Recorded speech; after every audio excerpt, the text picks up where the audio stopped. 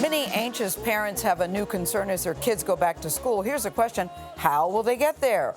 A nationwide bus driver shortage is causing delays and adding to family stress.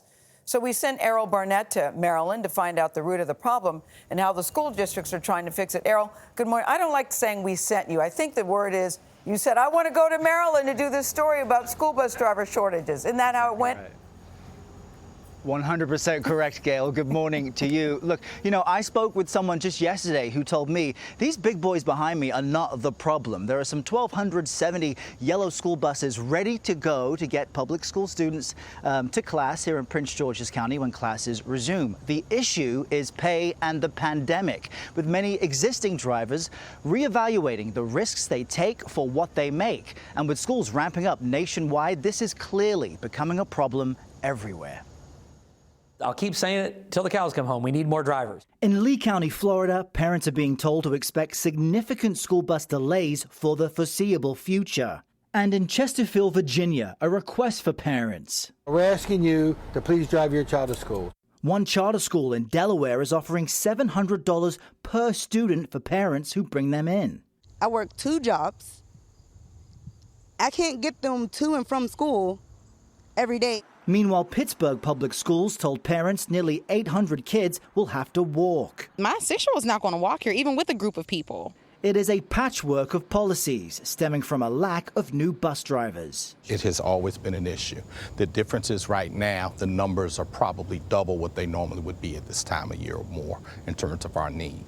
Rudolph Saunders oversees transportation for the more than 130,000 students in Prince George's County, Maryland, and says his network is under pressure. Puts us in a situation where you might have to condense a route by adding 2 routes on the same bus, so there's more kids on the bus. Which is why 4-figure cash incentives are emerging. In Atlanta, $1,000 bonuses are on the table for new hires, while Baltimore City is willing to give 3 times as much.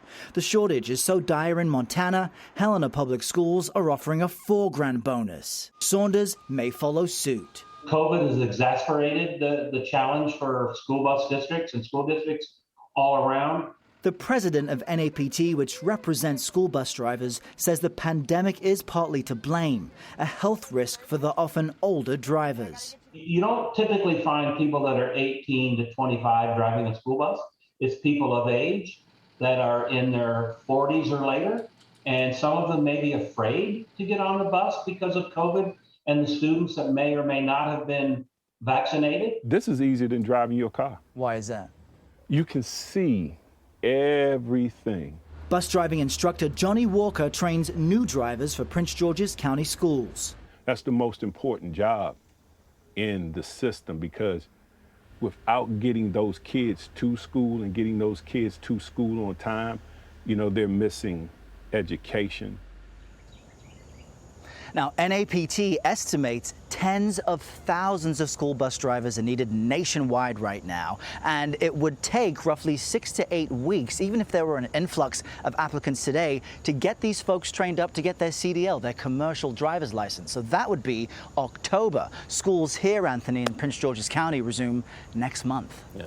Errol, thank you very much. We've heard about the teacher shortage. There's a bus driver shortage, I hadn't thought about that. Yeah. I like that driver's take on it, though. It's one of the most important jobs that you have. That's right. In the school Sure system. is. Yeah. And what a bonus for parents or somebody who wants to drive their kids. $700 per child? Yeah, but a lot of parents just don't have the time. Yeah, or step up and be a commercial driver and get thousands in money.